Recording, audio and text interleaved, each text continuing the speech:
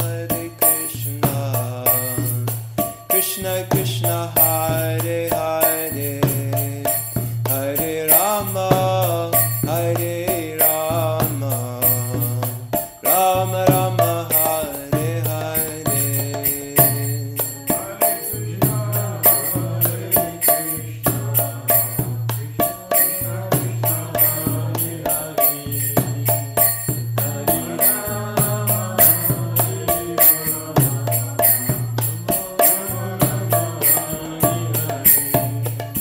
Hare Krishna, Hare Krishna, Krishna Krishna Hare Hare, Hare Rama, Hare Rama, Rama Rama Hare Hare.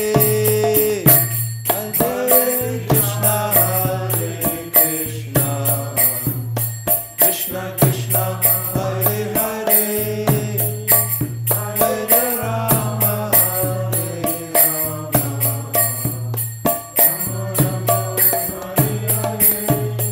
Hare Krishna, Hare Krishna, Krishna Krishna Hare Hare, Hare Rama, Hare Rama, Rama Rama Hare Hare.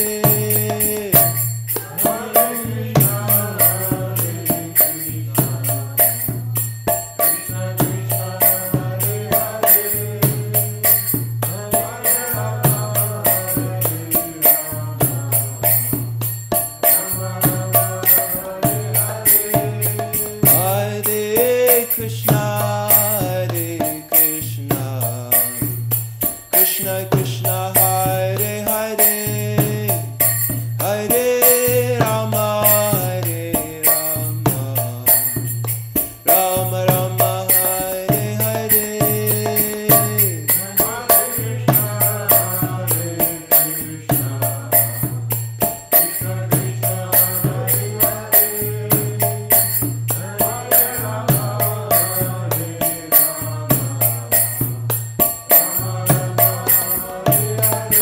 Hare Krishna, Hare Krishna, Krishna Krishna, Hare Hare, Hare Rama, Hare Rama, Rama Rama, Hare Hare.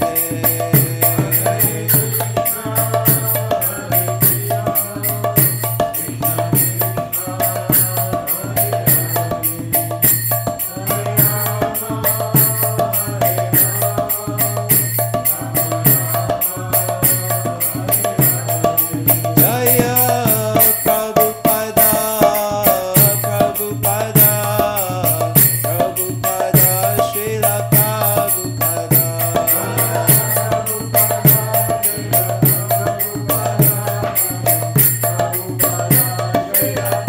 Jaya Jaya Prabhupada, Prabhupada, Prabhupada, Jaya Jaya Prabhupada.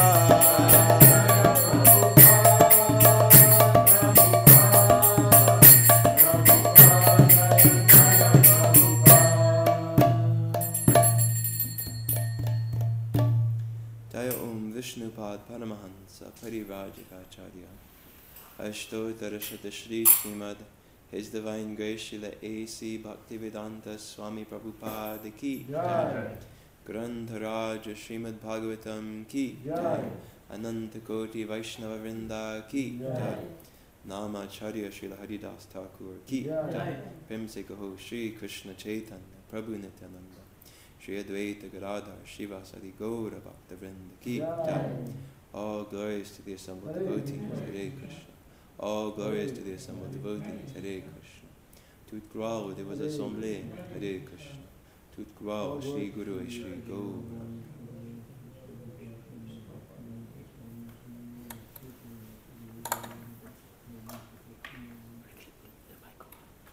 Could have clicked that. Okay.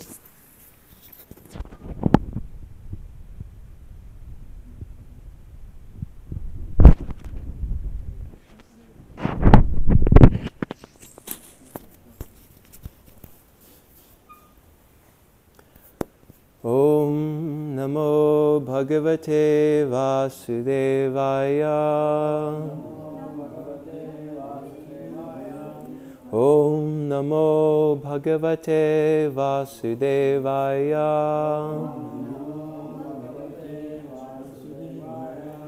Om Namo Bhagavate Vasudevaya.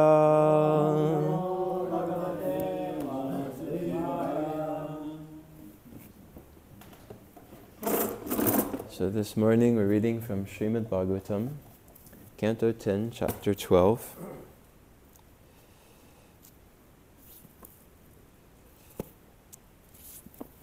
Chapter 12 is called The Killing of the Demon Aghasura. And we're reading from text 39. So I'll begin by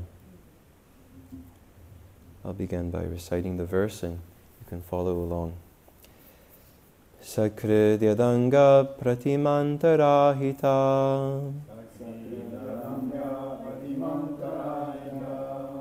Mano mayi bhagavatim dadau gatim Sa eva nityatma sukhanubhutyabhi Vyudastamayon targato hikim punah Sakridyadanga pratimantarahita Mano mayi bhagavatim dadau gatim Sa eva nityatma sukhanubhutyabhi Vyudastamayon targato hikim punah. Please go ahead and recite.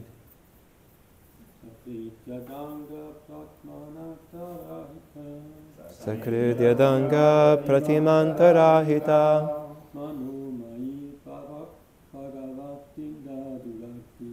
Mano mayi bhagavatim dadau gatim Sa eva nityatma sukhanubhutyabhi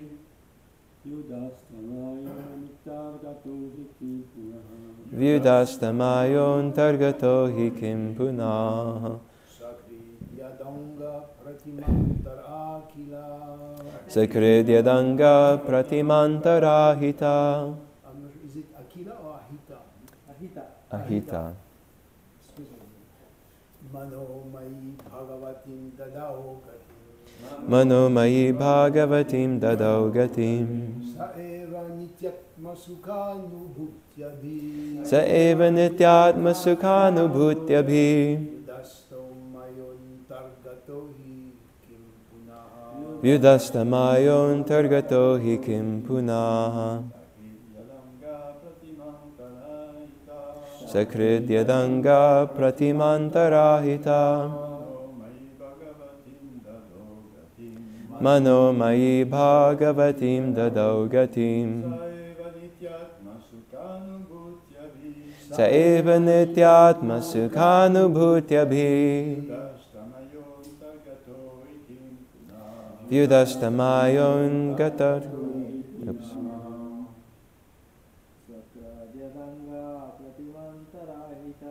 Sakridyadanga pratimantarahita. Mano mayi bhagavatim dadau gatim. Sa eva nityatma sukhanubhutyabhi. Vyudastamayon targato hikim punah. Matajis. Sakridyadanga pratimantarahita. Mano mayi bhagavatim dadau gatim. Sa eva nityatma sukhanubhutyabhi. Yudhastamayon targato hi kim puna. So the word-for-word translation, Sakrit, once only, Yat, whose, Anga Pratima, the form of the Supreme Lord.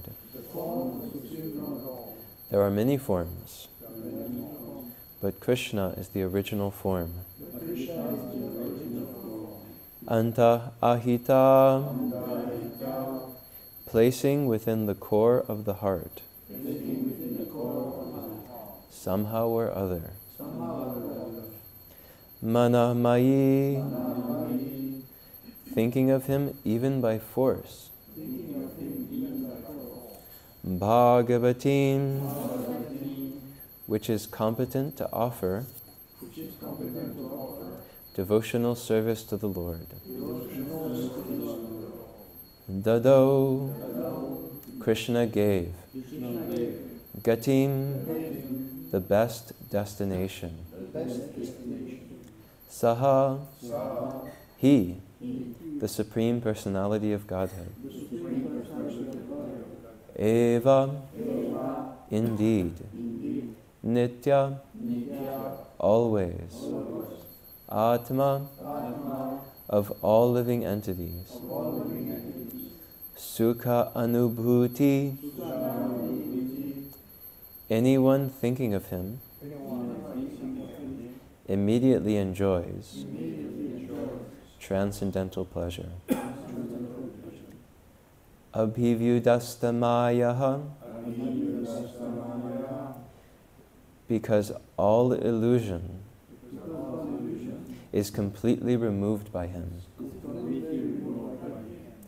Antagata, he is always present within the core of the heart. He, indeed. Kim punaha, what to speak. Translation and purport by His Divine Grace, Srila A.C. Bhaktivedanta Swami Prabhupada ki. If even only once, or even by force, one brings the form of the Supreme Personality of Godhead into one's mind, one can attain the supreme salvation by the mercy of Krishna, as did Aghasura. What then is to be said of those whose hearts the Supreme Personality of Godhead enters when he appears as an incarnation, or those who always think of the lotus feet of the Lord, who is the source of transcendental bliss for all living entities, and by whom all illusion is completely removed. Purport. The process for receiving the favor of the Supreme Personality of Godhead is described here. Yat pada pankaja palasha vilasa bhaktya, Bhagavatam 4.22.39. Simply by thinking of Krishna, one can attain him very easily.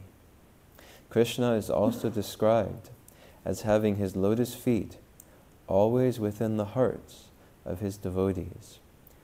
Bhagavan bhakta hridi sthitaha. In the case of Aghasura, one may argue that he was not a devotee. The answer to this is that he thought of Krishna for a moment with devotion. Bhaktyaham ekaya grahyaha. Without devotion, one cannot think of Krishna. And conversely, whenever one thinks of Krishna, one undoubtedly has devotion.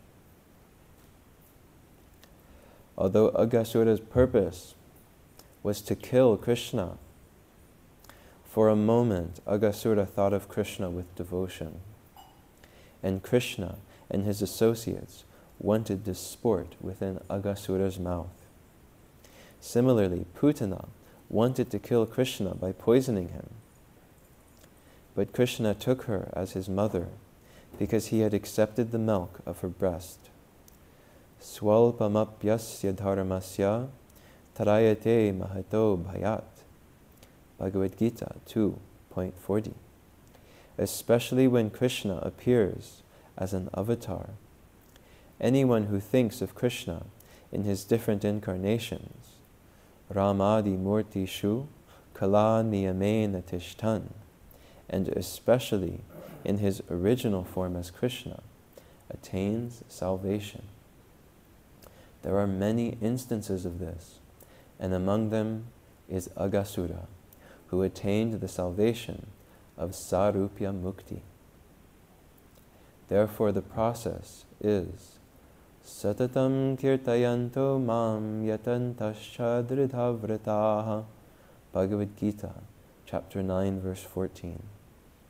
Those who are devotees always engage in glorifying Krishna. Advaitam Achyutam Anadam Ananta Rupam. When we speak of Krishna, we refer to all his avatars, such as Krishna, Govinda, Narayana, Vishnu, Lord Chaitanya, Krishna Balaram, and Shyama Sundar. One who always thinks of Krishna must attain vimukti, special salvation as the Lord's personal associate, not necessarily in Vrindavan, but at least in Vaikuntha. This is called Sarupya Mukti. So before speaking, I'll recite a short Mangala Charana to invoke the blessings of Srila Prabhupada and all of the previous acharyas who have so carefully passed this transcendental knowledge down to us. Shri Shri Radha Govinda Madhava Shri Shri Krishna Balaram Shri Shri Gauranitai Ki Jai. Om Ajnana Timirantasya Jnananjana Shalakaya Chakshurun Militam Yena Tasmai Shri Gurave Namaha. Shri Chaitanya Manobhishtam Stapitam Yena Bhutale Swayam Rupa Kadamahyam Tadati Swapadantikam Vandeham Shri Guru Shri Yuta Padakamalam Shri Gurun Vaishnavamscha Shri Rupam Sagarjatam Sahaguna Raghuna Tanvitam Tam Sajivam Sadvaitam Savadhutam Parijana Sahitam Krishna Chaitanya Devam Shri Radha Krishna Padan Sahaguna Lalitam Shri Vishakhanvitamscha.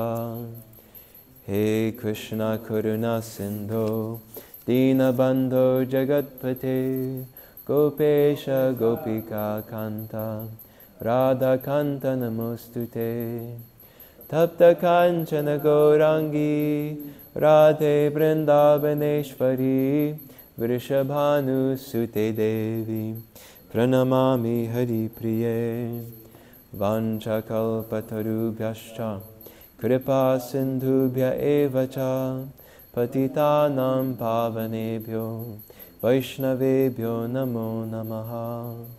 Jaya Shri Krishna Chaitanya Prabhu Nityananda Shri Advaita Gadadhara Shri Vasadi Gaura Bhakta Vrinda. Hare Krishna Krishna Krishna Hare Hare Hare Rama Rama Rama Hare Hare.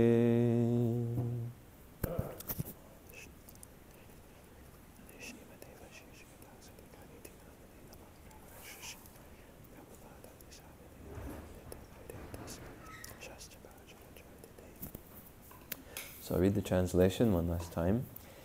If even only once, or even by force, one brings the form of the Supreme Personality of Godhead into one's mind, one can attain the supreme salvation by the mercy of Krishna, as did Aghasura.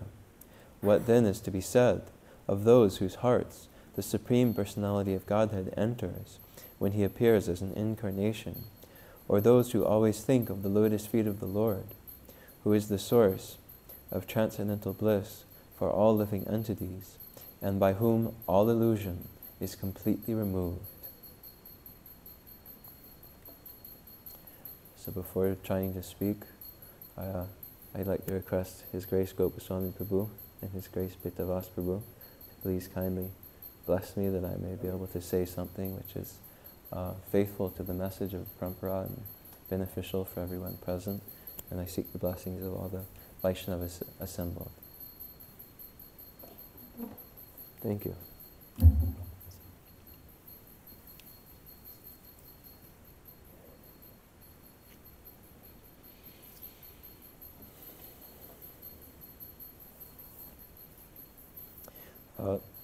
So in this verse we're hearing something which may seem quite amazing, that Aghasura, although a demon, attained this amazing kind of personal liberation as a result of thinking of Krishna for just a moment at the very end of his life.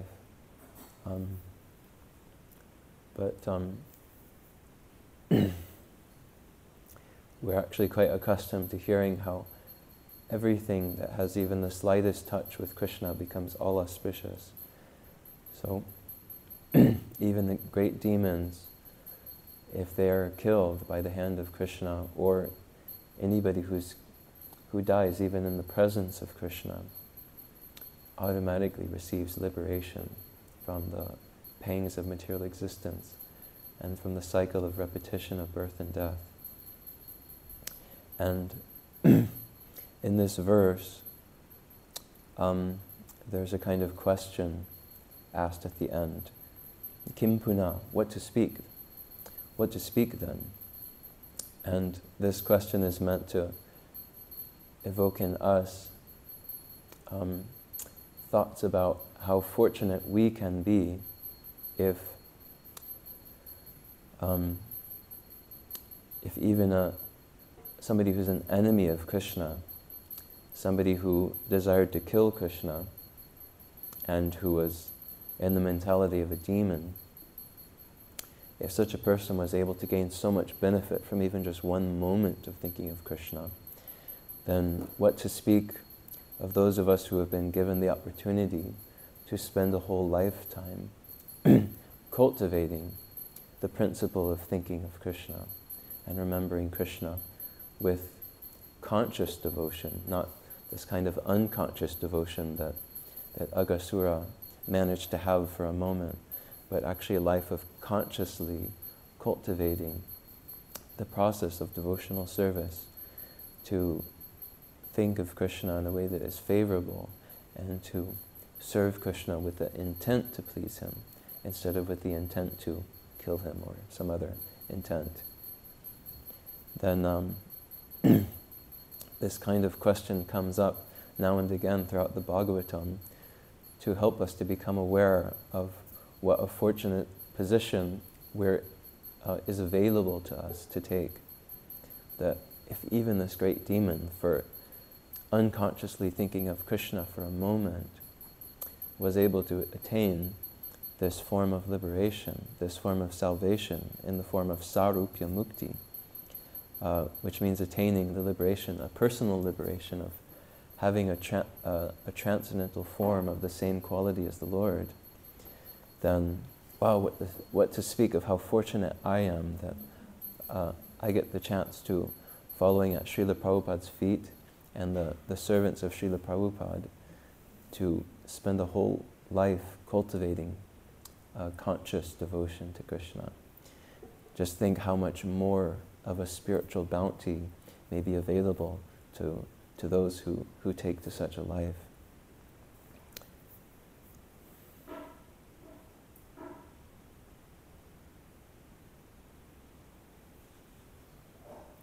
And Prabhupada uses the examples of this demon, Aghasura, and also the example of Putana to bring out this principle that he spoke in the Bhagavad Gita, Swalpamap yasya dharmasya trayate mahato bhayat, saying that if one makes even a slight bit of progress on the path of devotional service, then they're relieved from even the greatest kinds of fear in the material world.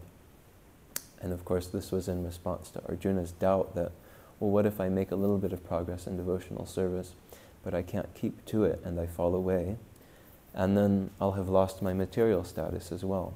So what would happen to me? Krishna reassures him that even the slightest bit of progress in devotional service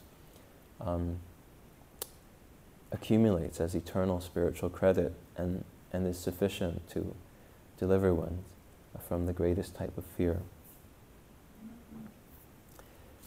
Now, what I found interesting in this translation and in Prabhupada's purport, actually a relation that's between the purport and the verse, is that although this verse focuses on remembering Krishna, or thinking of Krishna, which is what Aghasura did, just for a moment, Prabhupada brings it to this point.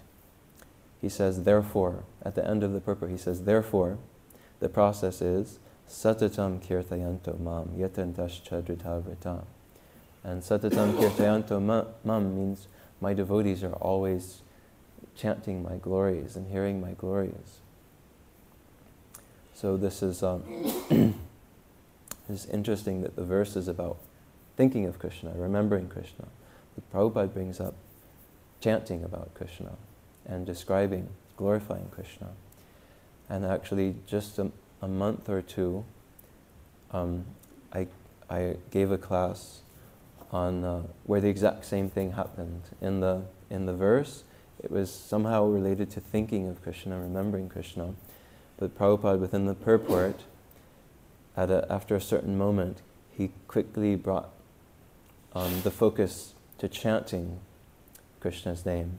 And you might think, well, this is not what the verse is describing. The verse is describing remembering Krishna, thinking about Krishna. So why is it that in both cases, Prabhupada is bringing us to focusing on kirtayanto mam, satatam kirtayanto mam? And I just heard a lecture a few days ago by Vaisheshika Prabhu where a question came up. A devotee in the audience was asking, the devotee was expressing the desire to deepen their remembrance of Krishna, saying that one of the principles of devotional service is Vishnu Smaranam. So he was asking, how can I go more deeply in remembering Krishna as I go about my life, as I go about my day, even though I may encounter various stresses or causes of anxiety throughout the day, how can I go so deeply into my remembrance of Krishna that it's not disturbed? And Vaisheshika Prabhu immediately replied that there's a straight line going from Shravanam, Kirtanam, to Vishnu Smaranam. There's a straight line between the three. They're mentioned right next to each other. Shravanam, Kirtanam, Vishnu, Smaranam, Padasevanam. And so the reason that there's this straight line between the two of them is because by hearing about Krishna and by chanting about Krishna, then the mind automatically is brought towards Krishna. And if you just endeavor to remember Krishna sort of as its own sort of separate endeavor, he said it's very difficult to quantify that and know how much remembrance you're actually doing. And he gave the example of if a man goes to the doctor and the doctor tells him that his weight is unhealthy, he's overweight, and so puts him on a diet by which he can slim down. Then the man goes home, he has the diet, he knows what he needs to do, and so he follows the diet the first day, second day, third day, he's following the diet strictly, and then when Wednesday comes around or Thursday comes around, he thinks, "Whew, I feel like I've dieted so effectively. I think that's good enough for the rest of the week. So I can, that's good. I think it was so effective that even if I eat a little bit more luxuriantly, it'll balance out." And then kind of goes on with this sort of approach to the diet, diets for a couple of days and thinks, "Oh yeah, that was definitely, I think I over-dieted. So now it's kind of okay if I..." So he kind of goes on in this way. And then 6 months later, when he goes back to the doctor for a follow-up, the doctor says, "You're 20 pounds heavier than you were last time you visited. What happened?" And he said, "Doctor, I was following the diet. I swear, I'm sure that I was following." And through this example, Vaisheshika Prabhu was making the point that if you don't really quantify, because he didn't strictly quantify each day what he was eating and avoiding to eat, if you take that approach, you won't really know how much you are eating or not eating. And so for example, the 6 Goswamis of Vrindavan, they set this example that Sankhya Purvakanam, that they were performing sadhana, they were chanting the holy names every day, but Sankhya Purvaka, they were counting the sadhana they were performing, counting the names that as they were performing it. And this, of course, has been passed down through the lineage, and Srila Prabhupada teaches us to chant a minimum of 16 rounds every day. And when the amount of chanting or hearing that we do is quantified, then we can know precisely that we're getting our daily dose, that we're getting the nutrition, the spiritual nutrition that we require. Whereas on the other hand, if you encounter somebody who's chanting their japa, and they've got a bead bag, and they've got nice, beautiful tulsi beads inside the bag, but if you happen to notice that there's no counter beads on the side of the bag, then what might that indicate to you? It might indicate that this person, although glorious as they may be that they're chanting the names of the Lord, they haven't quite come to this step of making a commitment to their sadhana, to the chanting of the holy names. Because we see that as soon as somebody wants to make that commitment, then immediately those counter beads will appear from somewhere. So Vaisheshika Prabhu uses this as a metaphor, because this is we're all familiar with this. We all have counter beads. We know that we use our counter beads every day to make sure that it wasn't 13 today, or 14 or 15. It was, for sure, it was 16 rounds. So Vaisheshika Prabhu brings up the topic of, well, what about reading Srila Prabhupada's books every day, which is also a very important form of hearing and chanting. And in a sense, Vaisheshika Prabhu offers a little bit of a challenge here. He's saying that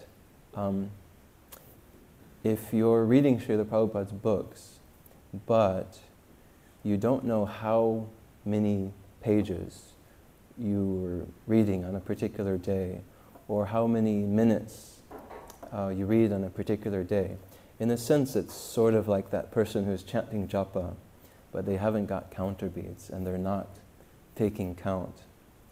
And so so Vaisheshika Prabhu has come up with this system called Be a Sage Page by Page, where he provides a chart which tells you how many pages you would have to read per day to, for example, read the Bhagavad Gita in a month, or in 6 months, or a year, or how many pages a day would it take to read the Srimad Bhagavatam in 1 year, or 2, or 3, or 4. So if one reads 20 pages of Srimad Bhagavatam a day, you can read the entire Bhagavatam in 2 years. And that's kind of helpful because it breaks it down into what may seem like a bite-sized chunk or a manageable chunk. If I think the Bhagavatam, oh, it's so big, it just reaches around the corner and everything. Then we may feel a little bit overwhelmed when we think about reading the Srimad Bhagavatam. But if you think, oh, by reading 10 pages a day, in 4 years I'll have read the whole Srimad Bhagavatam. 20 pages a day, 2 years only. So in this way, if we, yes, you could say that the more we can quantify what exactly is our hearing and chanting on any given day, then you can actually know that you're following the doctor's instructions, the doctor's order.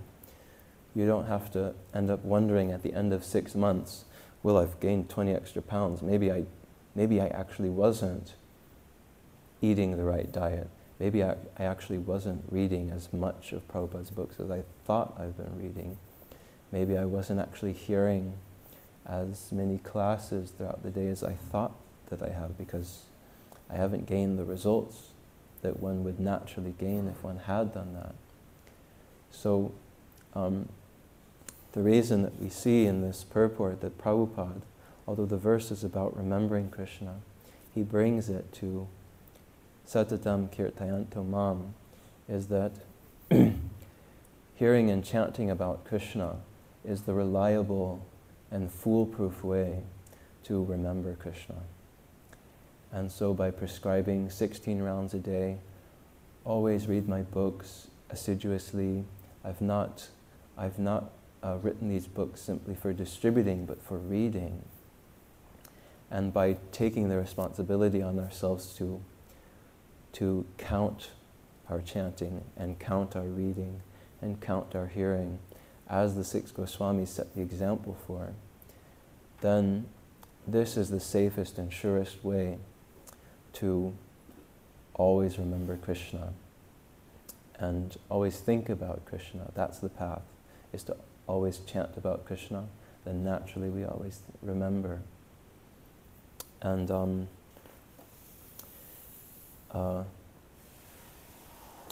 in the 2nd chapter of the Bhagavatam, we find the admonition, Nityam Bhagavat Sevaya, that Nitya means always. One must always perform this Bhagavat Seva to the Bhagavatam. And that can be the book Bhagavatam, and that is also the person Bhagavatam, hearing from the person Bhagavatam and serving the person Bhagavatam. But there's a commentary by the Acharyas on this word Nitya, Nityam Bhagavata Sevaya. Although Nitya means always, the Acharyas comment that this word always may be a little bit discouraging to hear for those who are not so advanced in hearing and chanting and who can't conceive of the thought of hearing and chanting all day or always without stoppage. And some may also have some duties which feel like prevents them altogether from being able to do that. So they say that this word nityam can also mean daily. If we're overwhelmed at the thought of always hearing and chanting about Krishna, we can nevertheless fully honor this instruction of the Srimad Bhagavatam by daily hearing, daily doing our chanting, daily hearing from the Bhagavatam, daily hearing from the lips of self-realized souls, the philosophy of Krishna consciousness. And by doing so, we naturally can remember and think of Krishna throughout the day. So this brings us to the end of what I had to say on this verse and purport. I'd like to open it up for anybody who has a... yes, Prabhu? Yeah, I like very much this idea of counting of a quarter. Prabhupada spent a little more than 10 years to do the whole Bhagavatam, plus Chaitanya Charitamrita. Bhagavatam has about 18,000 verses. If you read one verse a day, it takes 50 years. So how old are we now? And if we add 50, we can see how old we're going to be to read the whole Bhagavatam. And there's also Chaitanya Charitamrita, there's other books, there's other things. So we should make, if we read 10 verses a day, then we can do it in 5 years, like this. So everybody, according to his job, is doing, and his age. If you're 20 years old, if you're 60 years old, it's different. But the idea of reading by verses is something very interesting. But we should have some devotion on it. Because we also might die tomorrow. We might not live another 50 years. Like this. So the idea of Agasura, he was in deep meditation. He's waiting. When is Krishna coming to my mind? When is he coming? Oh, now he's on my tongue. Now he's within my mouth. It was deep meditation. We already have Paramatma within our hearts, but we are unconscious of this. But it's like a person on a pilgrimage. Oh, I'm leaving today, I'm buying a plane ticket, I'm going to go to Vrindavan, or I'm going to go to Mayapur, or I'm arriving in Mayapur in 2 hours, oh, I'm out of the plane. It's a meditation like this. And Agasura was on a deep meditation. Oh, and he's in my mouth. And the last breath, Krishna's in my mouth, he's cut until he died. The last breath, he was deep meditation in Krishna. And so by reading Bhagavatam, we can reach that point of reading, absorbing our mind, and trying to get a quota to honor the work of Prabhupada. Prabhupada got very sick, and the doctor came, Brahmana called for a doctor, and the doctor saw Prabhupada, and then he spoke to Brahmananda Swami, and he said, the doctor said, oh, this old man is praying too much. So Brahmana was all upset. And Prabhupada came up, this man is right. Spent too much time sitting. And that day he started to have a walk every day, in the morning, in the afternoon, morning walk. But he was not just doing jogging, like people who do some running to be healthy. He was preaching as he was walking, like this. So we also have health problems. We try to put Krishna in whatever we do. And then Prabhupada said, yeah, this man is right. So we can also take advice from a non-devotee that Krishna sends. Krishna is in everyone's heart, and there's situations that are clear. Anyway, the idea is to honor Prabhupada, who spent 18,000 verses in 10 years. The translation of each word by word, the purport, plus Prabhupada coming to the program, Prabhupada doing walks, teaching us how to cook, teaching us so many things on top of these 18,000. It's amazing. In 10, you understand? This is special gift, special incarnation of Prabhupada giving the Bhagavatam, the cream, to the whole world. It's amazing. To the point that now, everywhere we go, people become familiar with the word karma, with the word yoga, guru. Of course, they might use the guru for finances, but there's so much vocabulary that is being spread all over the world by Prabhupada's books. 50 years ago, we would speak to our parents, karma, or dharma, or jnana. They would not. Now many people become familiar with this vocabulary by Prabhupada's mercy. So we can honor Prabhupada by reading his book and, of course, practicing it. Trying to meditate like Agasura. He was, Krishna's waiting for Krishna, and Krishna is coming, he's approaching, yes, he's on my tongue, he's on my tongue. Krishna's also on our tongue when we chant. He walked on his tongue until he throat. And the last breath, Krishna is coughing. Like this. It's a very interesting class that he gave Mm. on Yasura, and how he attained Sayuja.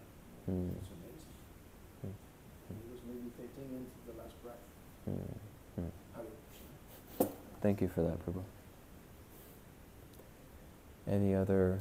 Okay, Simon, Prabhu. Krishna. So you mentioned it like 20 pages to read it. You have it, the whole Bhagavatam in 2 years, is that correct?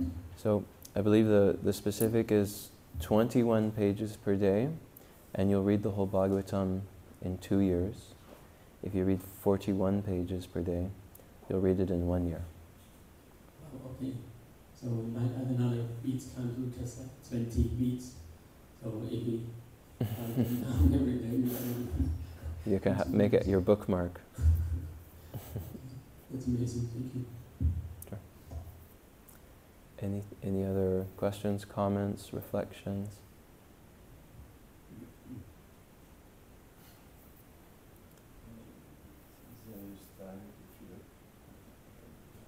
Go ahead.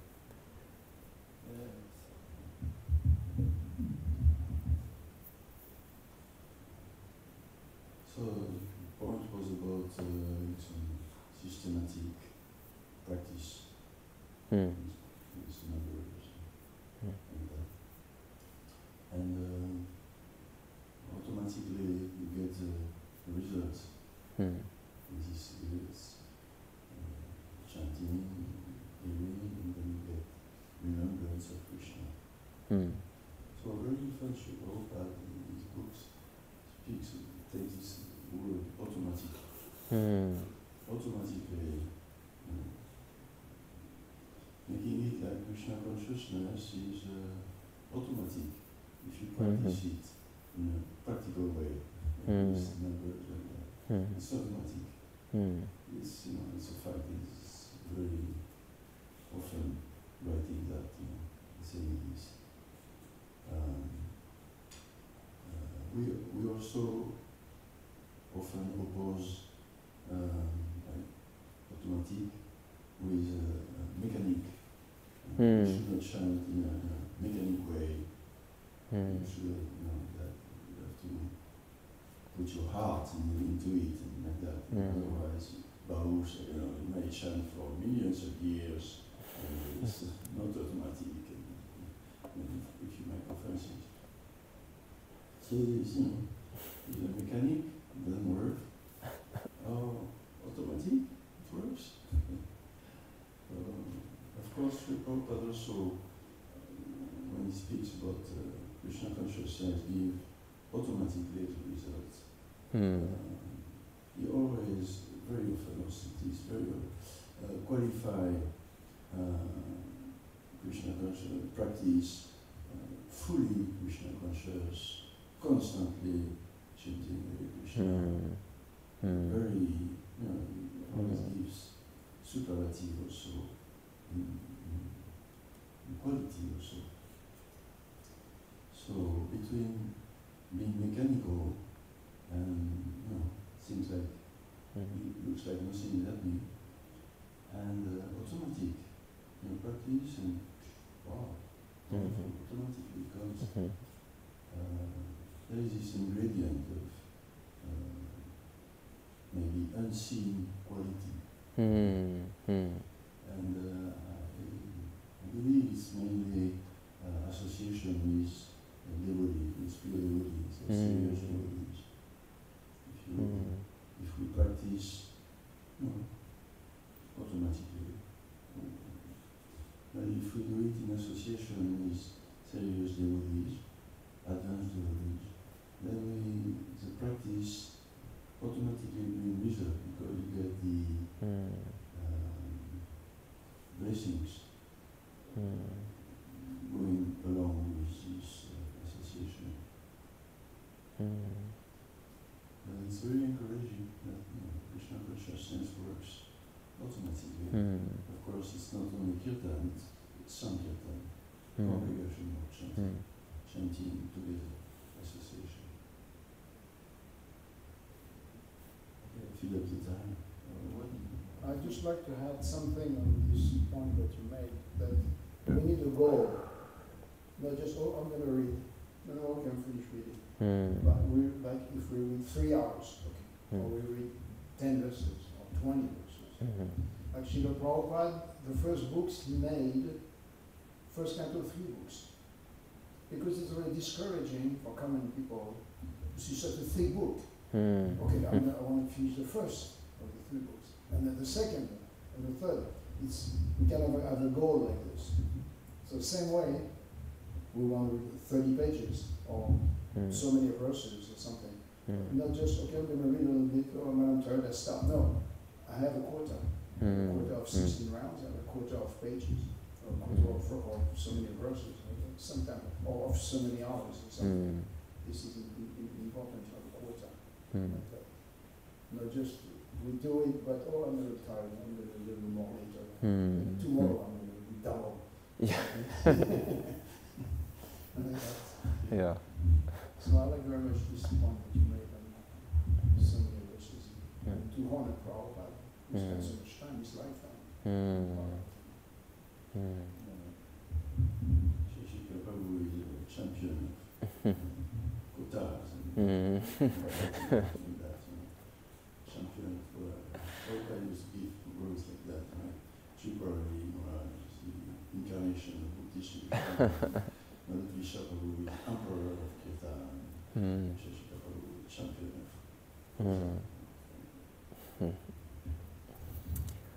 Okay, so on that note, I'd like to end the class with one last comment, especially because Pita Vas Prabhu was bringing up so much honoring Srila Prabhupada, that there's a relationship between our being committed to reading and honoring Srila Prabhupada.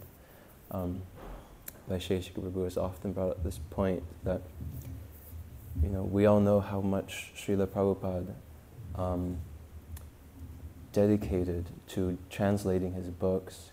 He slept very, very little and was up in the very wee hours of the morning painstakingly translating the Srimad Bhagavatam, often sleeping only 2 hours in the night, and we, Vaisheshika Prabhu says, we may not be able to even conceive of making that level of sacrifice and tapasya in Krishna consciousness that Srila Prabhupada put into translating his books.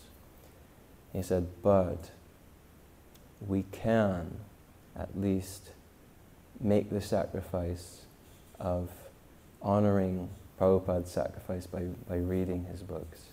So we may not be able to do all the work that he did to translate them. We can at least do the work of reading them as a kind of reciprocal sacrifice.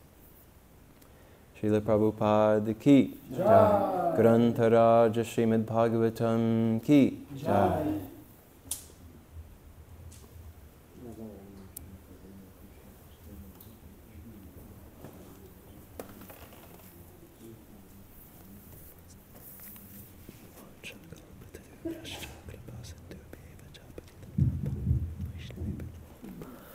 Gaura.